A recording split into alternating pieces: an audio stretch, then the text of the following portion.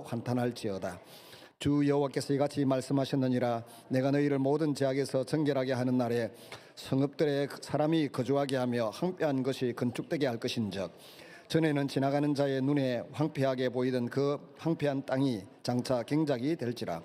사람이 이르기를 이 땅이 황폐하더니 이제는 에덴 동산같이 되었고 황량하고 적막하고 무너진 성읍들의 성벽과 주민이 있다 하리니, 너희 사방에 남은 이방 사람이 나 여호와가 무너진 곳을 건축하며 황폐한 자리에 심은 줄을 알리라. 나 여호와가 말하였으니 이루리라. 주 여호와께서 이같이 말씀하셨느니라.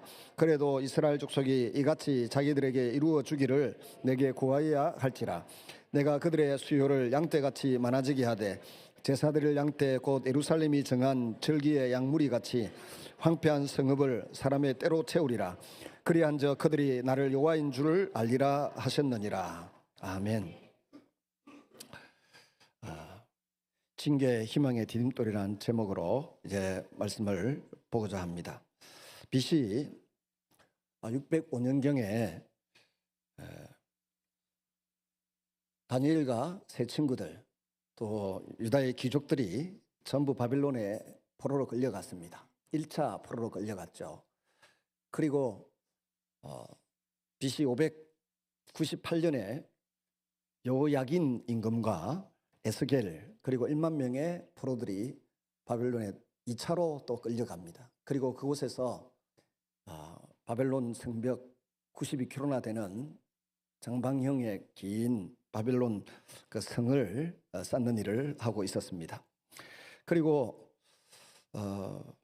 예레미야는 그 시대에 BC 626년부터 586년까지 계산하면 40년입니다. 이 40년 기간 동안에 예루살렘에서 유다의 멸망을 예고하고 복음을 전했습니다. 회개하라 그랬죠. 회개하면 그 회개의 징표를 보여야 되는데, 회개는 단순히 눈물을 흘리고 반성하는 것이 회개가 아니라 그는 회개의 한 부분이고, 진짜 회개는 뭐예요?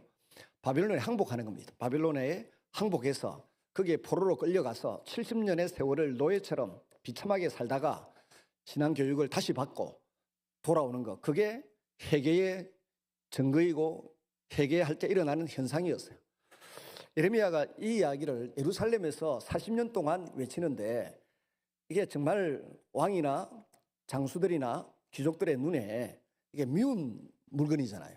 예레미야가 미운 물건이 되어서 예루살렘에서 그렇게 회개하라, 바벨론에 항복해라, 너희들이 도움을 기대하는 에집트는 바라보고 도움을 기다려봤자 절대로 안 나와주니까 쳐다보지 마라. 이게 예레미야가 외친 메시지였어요. 그리고 에스겔은 2차 포로로 598년에 끌려갔는데 5년 뒤, 우리는 보통 592년도부터 선지자로 부름을 받아서, 원래 제사장 가문의 자제이고 말씀을 교육받고 자란 사람이라서 조금 더 영성이 있었던 것 같습니다. 에스겔을 불러서 하나님께서 선지자로 활동하게 하십니다. 그래서 예루살렘에서는 예레미야가, 또 바벨론에 포로된 그 지역에서는 에스겔이 선지자로 활동하고 있는 그런 분위기입니다. 그리고 그 시대를 통틀어서 다니엘은 605년부터 539년 정도까지 선지자로서 또 행정가로서 총리로서 활동하고 있는 내용들을 오늘 에스겔서와 다니엘서를 보면서 살펴볼 수가 있겠습니다. 에스겔을 하나님이 부르셔가지고서는 주신 말씀이 뭔가 하면, 내가 너를 파수꾼으로 세웠으니까 내가 너에게 주는 말을 나를 대신해서 그 포로된 1만 명 이상 되는 사람들에게 깨우쳐 주라는 것입니다. 백성들의 마음이 이미 완악하여졌고 완고해져 있기 때문에 에스겔이 전하는 예언의 말씀을 들으려고 하지 않습니다. 이런 백성들의 상태를 아시는 하나님께서 에스겔에게 아주 단단한 각오와 결단을 요구하셨습니다. 그리고 에스겔서 4장에서 24장까지의 내용은 유다가 왜 징계를 받고 왜 심판을 받고 어려움을 겪는지에 대해서 그 원인을 설명하는 내용으로 구성되어 있습니다. 약 20장이죠. 첫 번째 환상은 백성들이 아주 가증한 행위와 또 성전을 더럽게 하는 그런 모습들을 보여주십니다. 8장입니다. 그들의 죄악으로 예루살렘은 도저히 하나님의 진노와 심판을 피할 길이 없게 되었습니다. 우상 숭배로 가득 차 있는 예루살렘은 하나님의 영이 더 이상 거하실 수가 없을 정도였습니다. 그래서 하나님의 영광이 성전에서 동문 쪽으로 옮겨가고 결국 예루살렘 성을 떠나서 산 위에서 예루살렘에 멸망하는 장면을 바라보고 있습니다. 이렇게 하나님께서 먼저 에스겔에게 예루살렘의 죄악이 얼마나 극심한지를 보여주십니다. 하나님이 보여주신 환상을 통해서 예루살렘에 더 이상 희망이 없음을 본 에스겔은 이 사실을 바벨론에 포로되어 있는 백성들에게, 사로잡혀 온 사람들에게 전달합니다.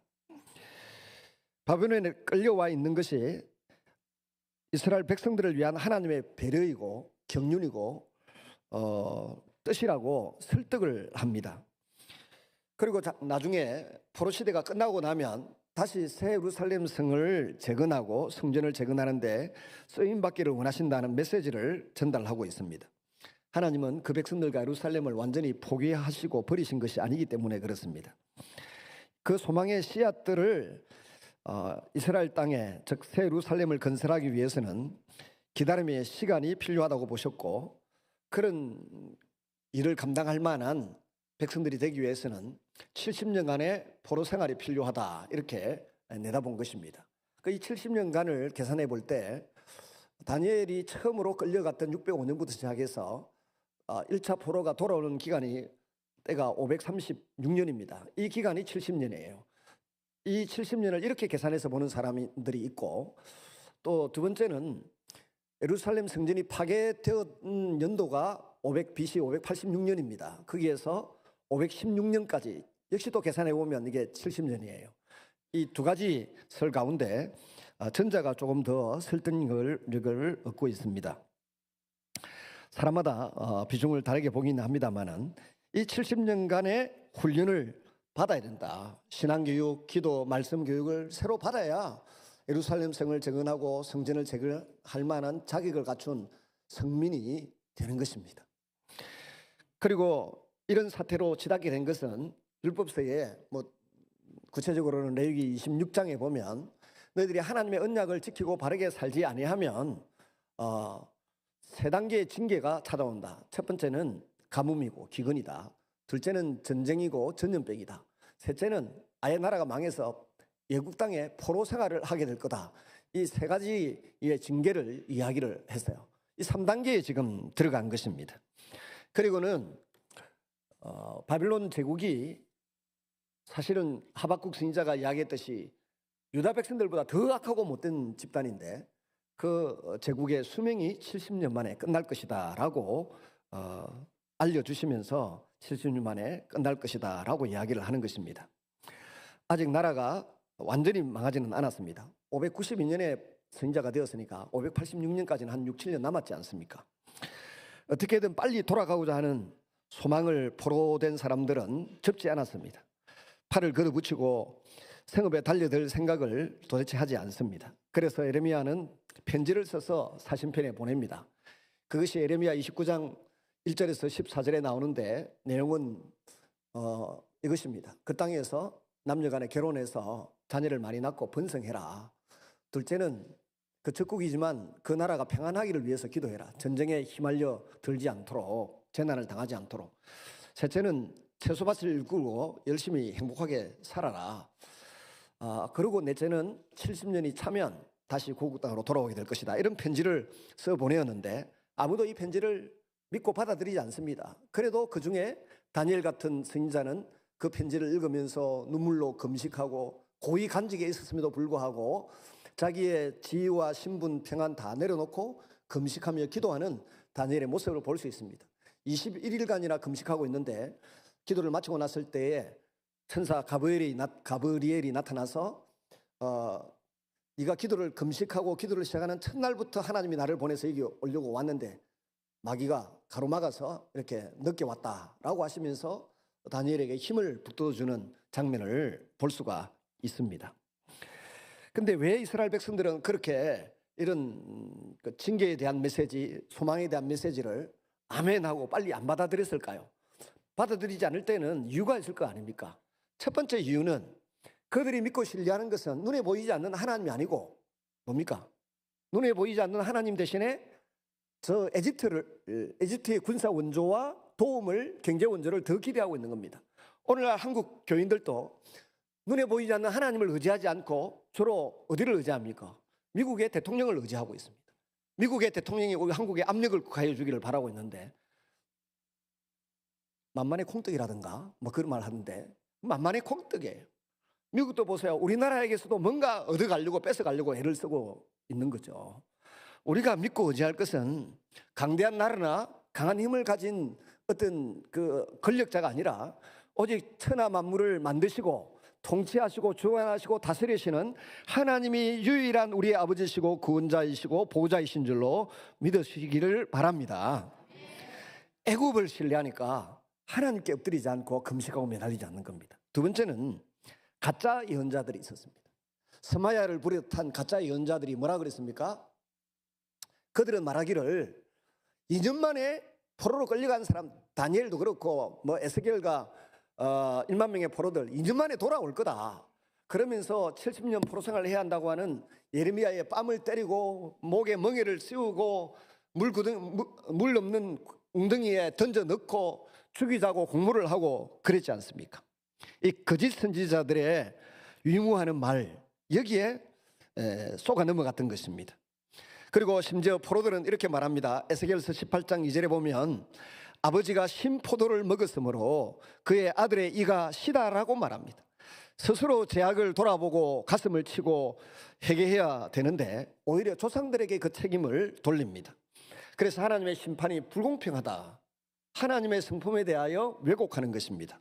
그러나 하나님은 하나님의 벌을 백성들이 각기 자기가 범한 죄 때문이라고 분명히 지적하십니다. 에스겔서 18장 19절에서 20절에 보시면요, 계속되는 심판의 메시지가 예루살렘 멸망의 환상을 통해서 그 절정을 향하고 있습니다. 끓는 가마 비유가 보여주듯이 그 가마 속에 녹이 소멸될 때까지 환난은 계속될 것입니다. 마치 큰 가마솥에 오래 불을 떼지 않고 음식을 조리하지 않아서, 끓이지 않아서 녹이 가득 쓸어 있는데, 이것이 녹이 죄로 상징되는 것입니다. 유다 백성들, 이스라엘 백성들 머리와 마음과 입과 행위 속에 죄의 녹이 가득 덕지덕지 붙어 있습니다. 이걸 다 떼내기 전까지는 결코 재난이 끝나지 않을 것이다. 그것이 에스겔서 24장 6절 이하의 말씀입니다. 그러므로 주 여호와께서 이같이 말씀하셨느니라. 피를 흘린 성읍 녹선 가마 곧 그 속에 녹이 없이 하지 아니한 가마여 화 있을진저 제비 뽑을 것도 없이 그 덩이를 하나하나 꺼낼지어다. 두 번째는 유다 백성들은 그래서 망하는 것이고, 에스겔서 25장에서 32장까지 이방 민족에 대한 심판이 나옵니다. 그런데 이방 민족에 대한 심판은 전부 다 이스라엘 백성들이 어려움을 겪을 때, 유다 백성들이 멸망해 갈 때 주변에서 박수치고 환호하고 편들어 주었던 사람들을 향하여 내리는 심판입니다. 그러므로 하나님의 자녀들이 어려움을 겪을 때 우리가 어떤 마음가짐으로 그들을 보호하고 위하여 기도하고 생각해야 하는지를 간접적으로 깨우침 받게 합니다. 유다나 이스라엘이 어려울 때 오히려 그들을 약탈하려고 했던 그 마음을 주님께서 싫어하셨습니다. 자국의 힘을 과시하며 남유다와 주변국들을 괴롭히던 모든 나라들은 하나님의 공의의 심판 대상에서 외외가 될 수가 없었습니다. 암몬, 모압, 에돔, 블레셋 이어 두로도 하나님의 심판을 면할 수 없었고 에집트도 면할 수가 없었습니다. 특히 두로 같은 나라는 돈을 많이 벌어서 부유해졌습니다. 그 부를 축적해서 예루살렘의 부유함과 늘 경쟁 상대였습니다.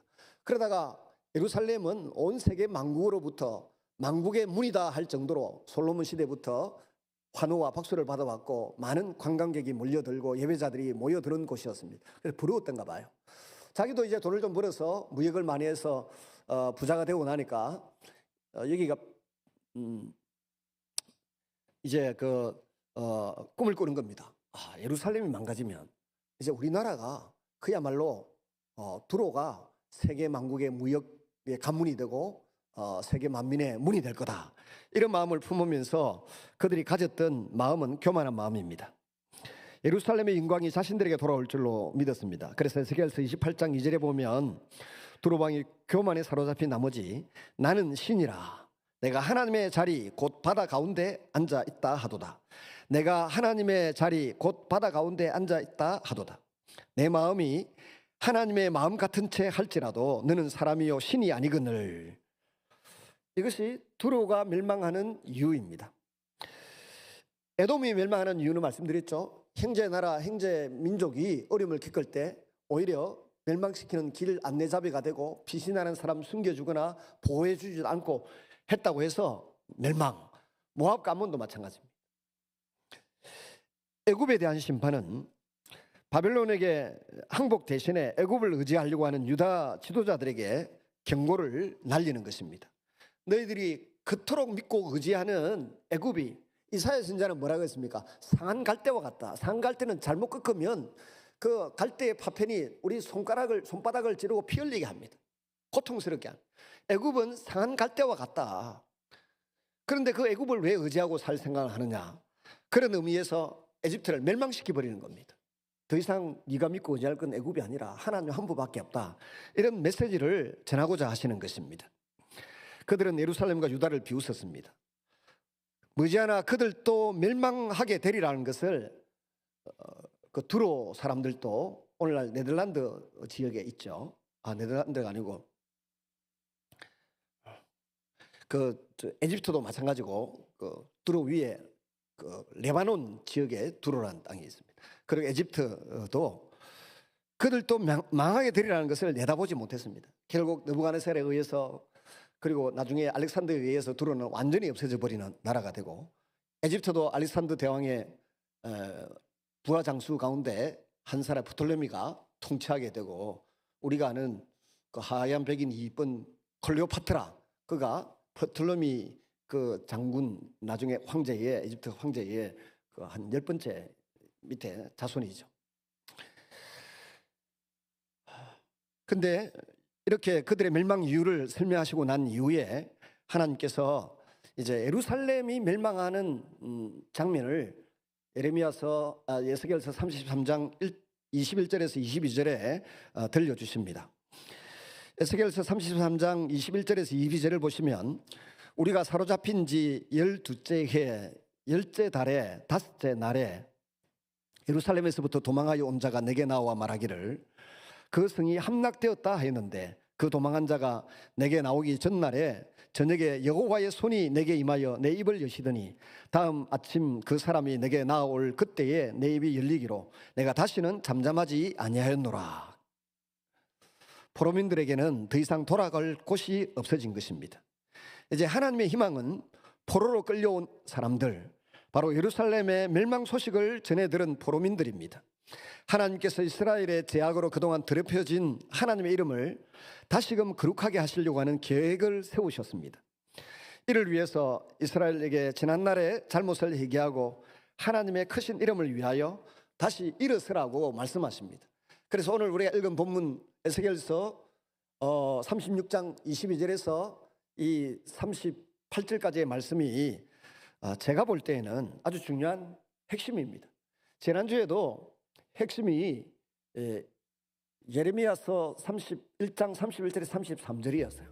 지난주에 어떤 후배 목사님이 전화를 했더라고요. 그 새 언약에 대해서 강조하는 이야기가 너무 자기에게는 좋았다는 거죠. 자기만 알고 있는 메시지인데 어떻게 목사님 어디 가서 배웠습니까? 라더라고요. 우리는 신학교 1학년 때 배웠는데 신학교 1학년 때 배웠던 이야기. 예레미야 31장 31절에서 34절 새 언약이 그토록 소중하고 중요한 이야기라는 겁니다. 근데 그것을 에스겔 선지자는 오늘 조금 다르게 쉽게 이해될 수 있는 방법으로 우리에게 설명하고 있습니다. 같이 한번 읽어보죠. 26절에서 28절까지 26절에서 28절까지 같이 읽습니다. 시작. 또 새 영을 너희 속에 두고 새 마음을 너희에게 주되 너희 육신에서 굳은 마음을 제거하고 부드러운 마음을 줄 것이며 또 내 영을 너희 속에 두어 너희로 내 율례를 행하게 하리니 너희가 내 규례를 지켜 행할지라. 내가 너희 조상들에게 준 땅에서 너희가 거주하면서 내 백성이 되고 나는 너희 하나님이 되리라. 여기에 이 내용을 가만히 보면 한 5가지로 정리할 수 있는데요. 첫째는 전제는 대전제가 있어요. 더럽혀진 거룩한 이름을 위하여 이 일을 하겠다 하고 한 5가지를 정리하는데 이게 너무 저는 감동적이고 은혜가 돼요. 너희들이 전도를 많이 했기 때문에, 너희가 헌금을 많이 했기 때문에, 너희가 기도를 많이 했기 때문에, 너희가 도덕적으로 바르게 살았기 때문에 이런 회복을 주겠다고 말씀하지 아니하시고, 우리의 공로와 전혀 상관없이 하나님 자신의 영광과 자신의 이름을 위하여 이 일을 행하겠다.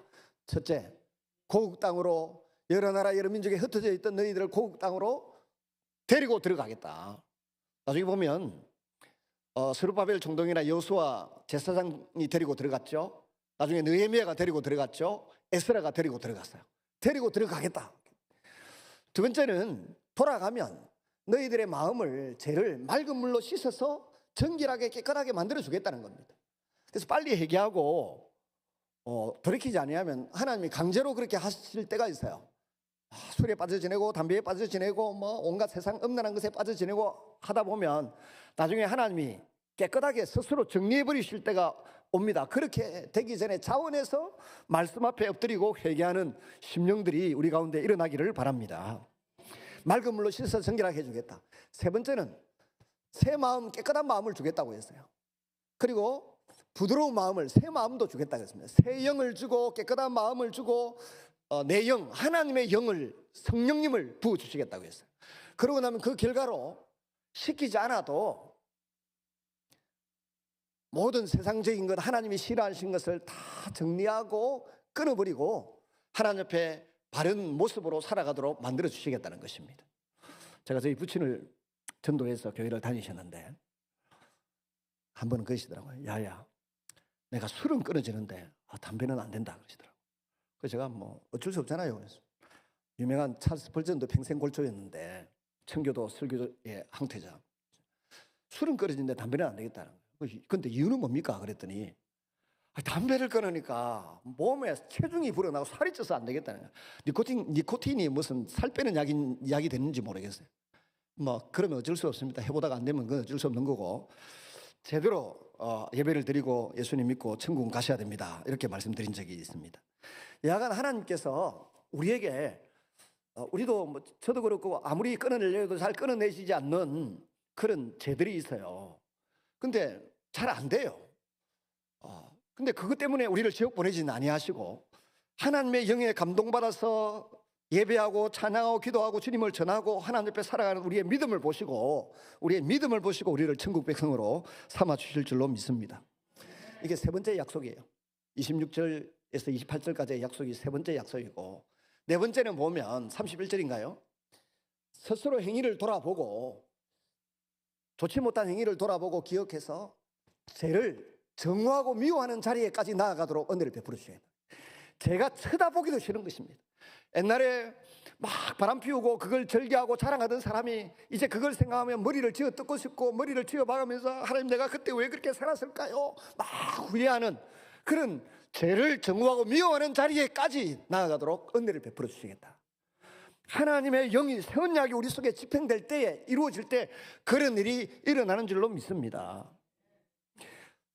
제가 예수님 믿기 전에는 저희 집에 제가 장손이고 우리 집에 제사가 6개 있었어요.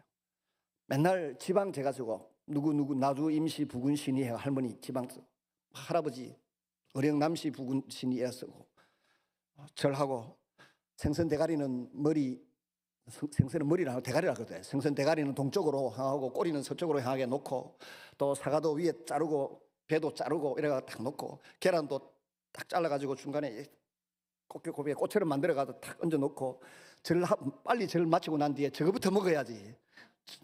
조상에 대한 생각은 없고, 계란 이거 꽃무늬라는 거 빨리 그거 먹는 게 임자고. 평소에는 쌀밥을 많이 먹는데 그때는 그 제사상에 이따만게 쌓아가지고 한 개는 또 한 달 동안 두더라고. 위에 저 선반 위에 한 개는 장손이라고 져주는 거예요. 저하고 동생하고 나눠서 안 나눠줄 때도 있고. 하여튼 쌀밥 먹는 이 제사날이 좋아서. 근데 예수님을 영접하고 나니까 이놈의 제사날이 진짜 내 제사날이라 너무너무 고통스럽고 너무너무 괴롭고 너무너무 힘든 거예요. 자연스럽게 우상숭배와 죄는 멀어지게 하는 것이 성령 하나님 임하시면 그 사람에게 나타나는 증거인 줄로 또 열매인 줄로 믿습니다. 그래서 남편이든 아내든 자식들이든 제 가운데 있는 거 보고 지나치게 내 힘으로 그거 끊으라 그거 정리해라 말할 필요 없어요. 기도만 하고 있으면 하나님의 영이 임하면 때로는 담배가 끊어지고 도박이 끊어지고 술이 끊어지고 음란이 끊어지고 부정적이 끊어지고 험담하는 말도 끊어지고 새롭게 될 줄로 믿습니다.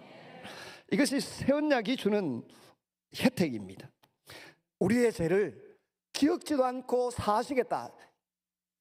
예레미야 31장 34절에 31장 31절에서 34절에 나오는 이야기 아닙니까? 거기에 애굽에서 나올 때 내가 너희의 남편이 되었어도 너희들이 말씀을 언약을 지키지 않았다. 이제는 그때는 법이 몸 밖에 있어서 그런데 이제는 법이 내 마음 안에 있겠다. 성령 하나님이 말씀의 주체이시고 주관자이시기 때문에 성령 하나님이 들어오는 순간 말씀도 우리 마음에 자리 잡아서 죄와 멀어지게 하고 죄를 짓지 않게 만드시고 죄를 기억지도 아니하시고 사하시겠다고 선언해 주신 줄로 믿습니다. 그런데 그게 더 나아가서 오늘 본문에 27절에는 뭐라 그랬습니까? 하나님의 영이신 내 영이 너희 속에 들어가 있음으로 말미암아 율례를 지켜 행하도록 하겠다. 그냥 기어가 뉘우치고 만져가는 정도가 아니라 그 죄가 아예 끊어지고 법을 지킬 수 있도록 만들어 주시겠다는 것입니다. 그러니 이것이 복음인 줄로 믿습니다.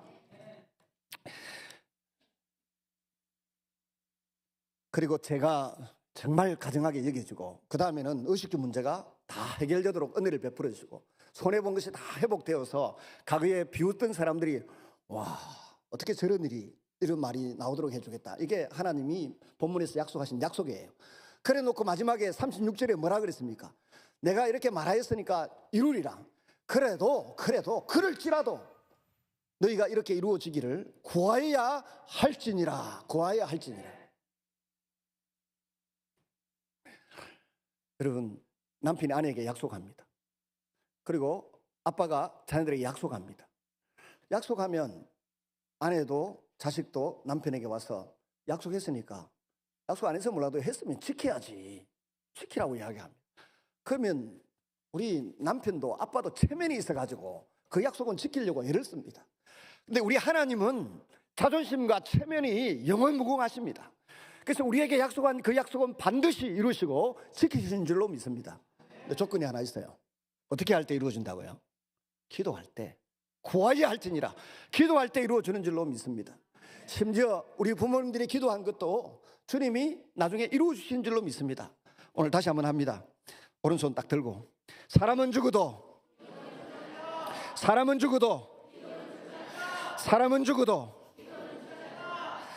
우리가 기도한 대로 우리 영혼이 잘 되고 범사가 잘 되고 강건하게 될 줄로 믿습니다.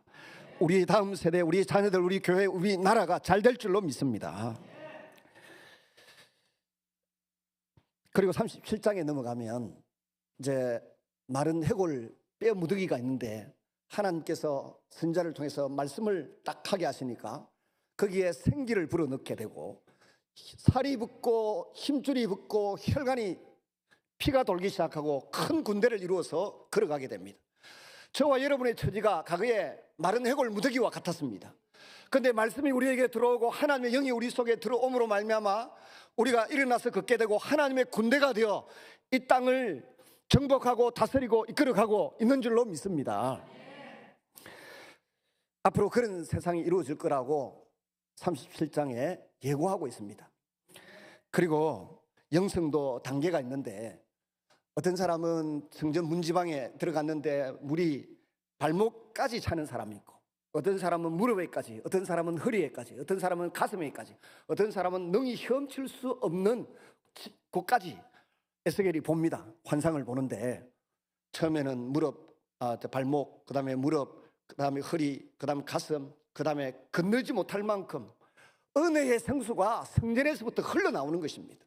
여러분에게 영적인 체험이 발목에서 무릎으로, 무릎에서 허리로, 허리에서 가슴으로, 그리고 능히 은혜의 그 축복 속에서 헤엄치는 성도들이 되실 수 있기를 주의 이름으로 축원합니다. 다니엘서로 넘어갑니다.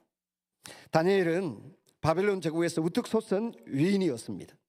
하나님의 역사가 가나안 땅에서만 이루어지는 것으로 국한시켜서 바라보는 사람들에게 예루살렘 성의 멸망이 하나님의 역사의 종말로 보이겠지만은 하나님의 광대하심을 알고 있는 사람들에게는 다니엘과 그 세 친구의 행적이 결코 적지 않는 하나님의 놀라운 역사로 인식될 것입니다. 놀라운 사실은 예루살렘에서 바벨론으로 끌려간 다니엘과 세 친구들이 하나님에 대한 신앙을 지키고 있다는 점입니다.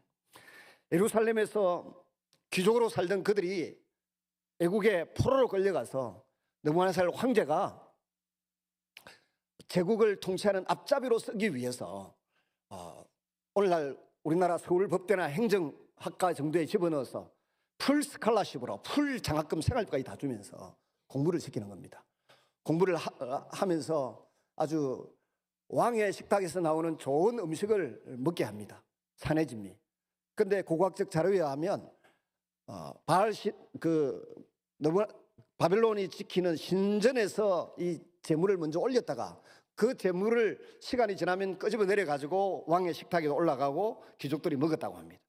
거기 우상 숭배의 제물로 바쳐졌던 거니까 다니엘과 세 친구는 우리는 못 먹겠다 이래 된 거죠. 그렇다고 대놓고 우리는 그런 거 안 먹어요 이게 아니고, 우리는 그런 거 안 먹어요 이러면 사회성이 있다 없다? 복무부정응이야. 근데 교회 안에 그런 사람이 종종 있어요. 누가 뭔 소리 하면 신앙의 기준에 어긋나면 나는 그런 거 안 해요, 우리 목사님이 그래 안 가르쳤어요 이러는 사람. 좀 부드럽게 말을 하면 어디 듣나나. 전부 나를 닮아가지고. 하여튼 못 먹겠다 하고 하는데 말을 완곡하게 했어요. 연예 한간장에게 찾아가서 우리는 채식해서 건강 잘 유지할 테니까 채식하게 해달라. 안 된다. 너희들이 살 빠지거나 공부할 수 있는 능력이 영양분이 부족해가지고 능력이 딸리고 부족해지면 내 목이 날아간다 이 사람들아. 안 돼. 그 다음 사람에게 찾아가 또 부탁합니다. 그랬더니 이번에는 아이디어를 좀 더 낸 것 같아요. 우리가 채식만 10일 동안 해보고 산의 진미를 왕의 식탁에서 나온 짐승과 재물을 먹는 이 사람들하고 딱 비교해가지고 우리의 건강 상태가 훨씬 좋아 보이면 그대로 하게 해달라. 이게 창조적인 제안이라고 하는 거죠. 그렇게 제안을 해가지고 요청한 거예요. 그랬더니 그 두 번째 사람은 오케이 허락을 합니다. 그리고 10일 지났는데 보니까 얼굴이 더 금가루 섞인 화장품 바른 것보다 더 반짝반짝 빛나고 머리는 더 잘 돌아가고, 그래서 그럼 너희는 그렇게 해라.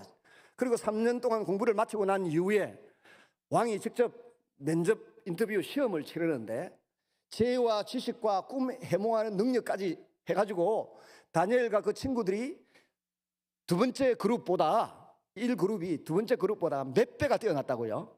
10배나 뛰어나더라 그랬습니다.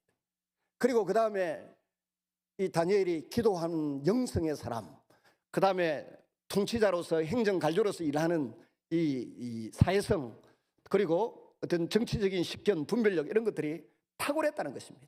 나중에 총리 대신이 되어서 사인을 하고 도장을 찍는데 여기서는 이렇게 해달라 그러고 저기서는 이렇게 반박하면서 이렇게 해달라 그러고 그 사이에서 갈등이 얼마나 많겠습니까? 그러려고 하면 지식과 정확한 판단력이 있어야 되고 양심에 어긋나서는 안 되고 이 모든 일을 행하는 데 있어서 탁월한 재능을 발휘한 사람이 다니엘입니다.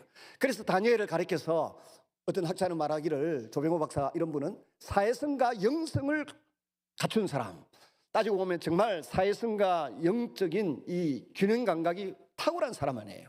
우리나라에도 보면 지도자들이나 미국의 대통령들이나 유럽의 어떤 수사인가 이런 사람도 보면 사회성과 영성을 갖춘 사람들이 있어요. 독일이 동독과 서독으로 나누어지기 전에 이제 그 분단되는 공산주의 국가로 분단되는 불행한 사태가 벌어졌을 때 프랑크푸르트에 어느 목사님이 있었습니다. 그 서독에 프랑크푸르트의 어느 목사님 가정에서 갓난 아기를 하나 안고 그 동독으로 들어갑니다. 공산치하로 들어가는 그 나라로 들어갑니다. 그리고 세월이 지나서 동독과 서독이 통일되고 하나가 되었습니다. 동독이 뭔가 좀 밀리는 것 같고 좀 부끄러운 것 같고 서독은 경제적으로 발전되어 있지만 동독은 별 볼일 없었지 않습니까? 그런데 동독에서 나온 여성이 총리 대신이 되었습니다. 누굽니까? 프랑크푸르트에서 어느 목사님이 동독으로 공산주의 치하로 어린 아기 하나를 품에 안고 들어갔는데, 딸아이 하나 품에 안고 들어갔는데 그 사람이 메르켈 총리입니다. 동독에서 신앙으로 자라서 이 사람이 동서독을 하나로 만드는, 그리고 18년간이나 장기 통일 독일을 이끌고 유럽을 이끄는 경제수장이 되었습니다. 이게 뭡니까? 영성과 사회성을 갖춘 사람, 정치력을 갖춘 사람입니다. 저는 우리 교회의 아이들이 그렇게 자라날 수 있기를 바라고 소망하고 기도합니다. 여러분, 그런 자녀로 길러내려고 하면 일주일 동안 세상에서 학교 공부만 하고 있던 아이들을 교회 데리고 들어와서, 교회 데리고 왔을 때는 얼마나 신앙교육을 열심히 시켜야 되겠습니까? 얼마나 기도하는 사람으로 만들어내야 되겠습니까? 어느 날 느부갓네살 황제가 꿈을 꾸었습니다. 너무 신묘막측한 꿈을 꾸긴 했는데 분명히 중요한 일인데 기억이 안 나는 거예요. 그래서 박사들을 불러가지고, 얘들아, 내가 너희들 3년 동안 먹이고 입히고 공부시켰으니까 내가 꾼 꿈을 알아맞추고 해석해봐라. 폐하, 그런 일이 동서고금을 막론하고 없었나이다. 어떻게 귀하신 폐하의 몸에 일어난 일을 우리가 꿈에까지 들어가서 알아맞히고 해몽을 할 수 있겠나이까. 거두어 명을 거두어 주시옵소서. 이 자식들 봐라. 경호대장 아리옥 보고 다 목을 쫙 베어라 그런 거죠. 돈 아깝다, 서울 아깝다, 다 목을 베어라. 그래서 아리옥이 누구 명령이라고 거부하겠습니까? 거기에 졸업한 놈들 다 명단을 작성해갖고 한 놈 한 놈 목을 베러 찾아가는데 다니엘에게 갔습니다. 몇 놈 죽이고 갔을 거예요. 갔더니 다니엘이, 아니 알고나 죽읍시다. 내가 무슨 잘못을 저질렀습니까? 폐하가 이런 꿈을 꿨는데 그 꿈을 재현해내지도 못하고 알아맞추지도 못하고 그래서 다 죽이라 했다. 그래서 너도 죽어야 된다. 목을 내밀어라 하니까, 잠시 하루만 말미를 주십시오.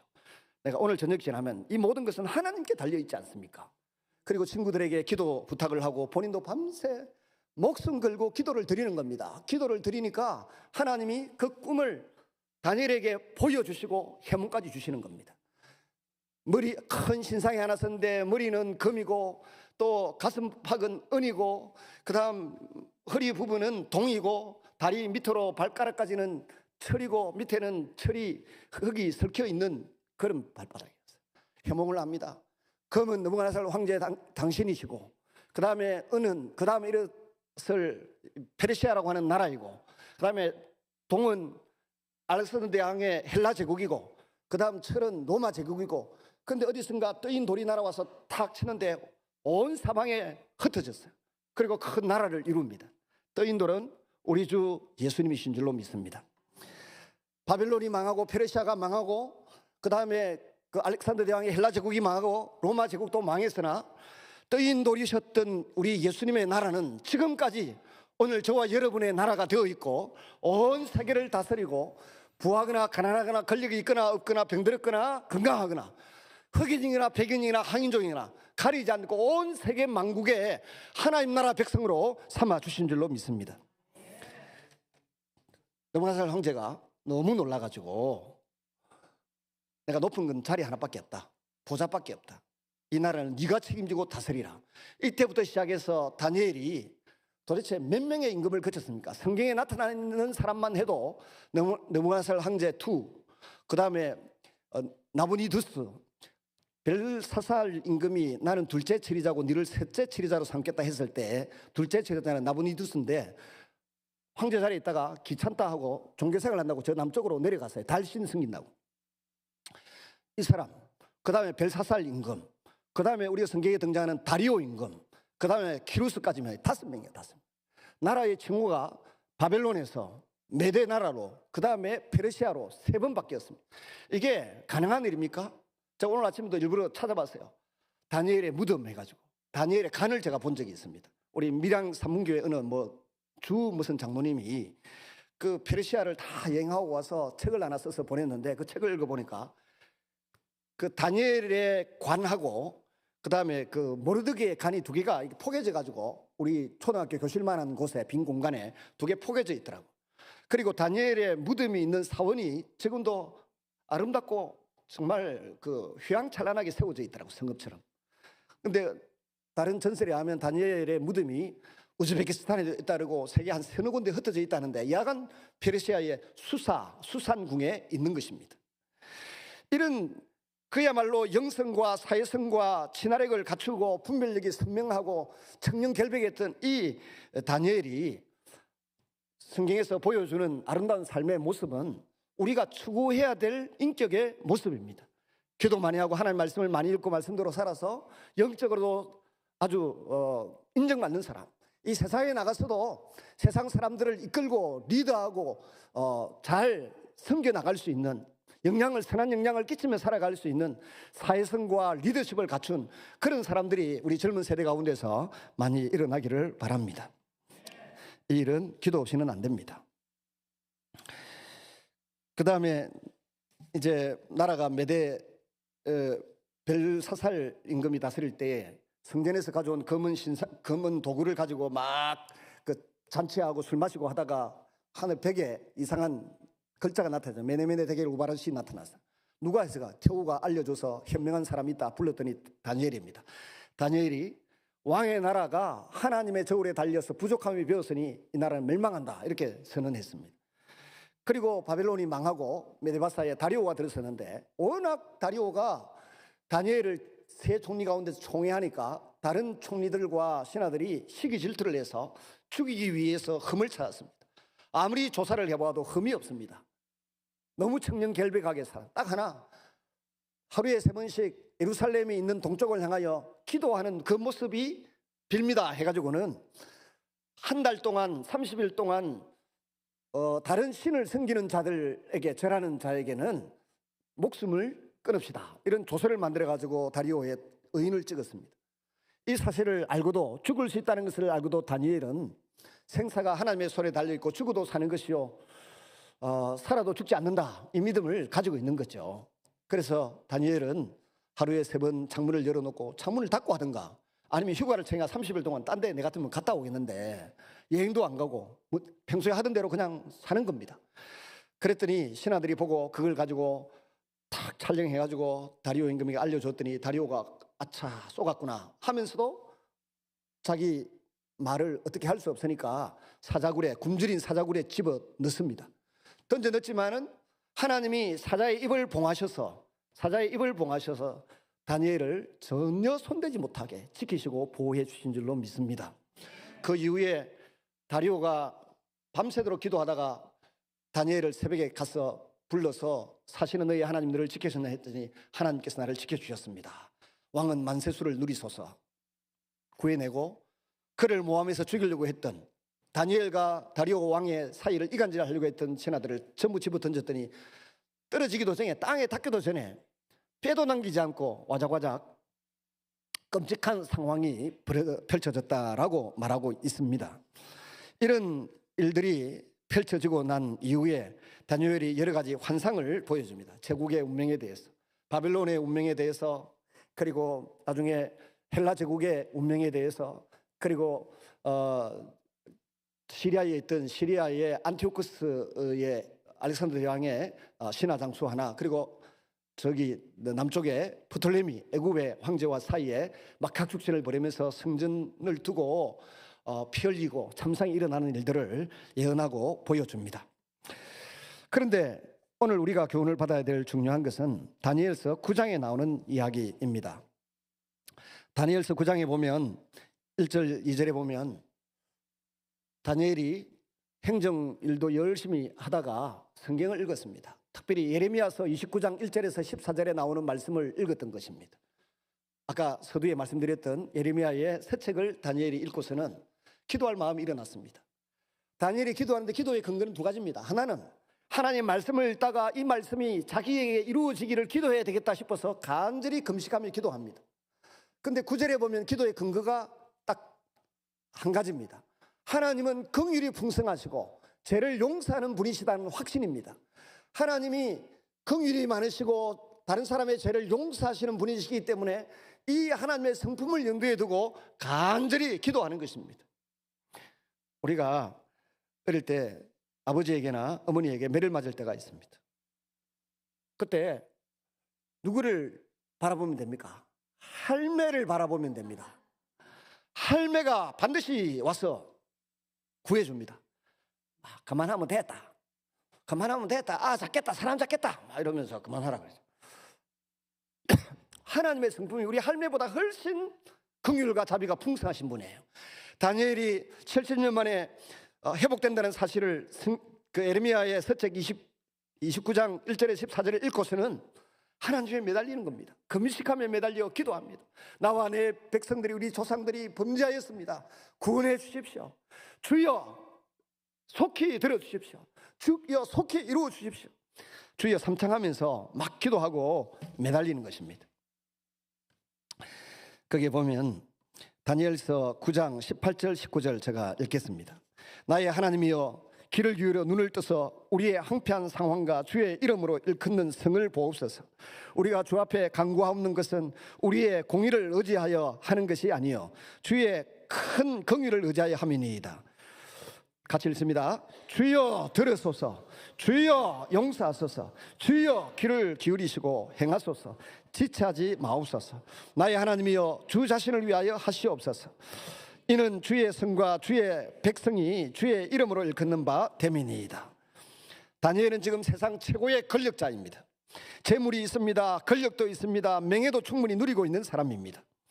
오죽 했으면 성경에도 노아와 다니엘 같은 이 세 사람이 나타나도 자기 죄만 용서받지 다른 사람의 죄를 어떻게 용서받기는 어렵다, 이런 말을 할 정도로 다니엘은 다른 사람도 인정하는 의인이었습니다.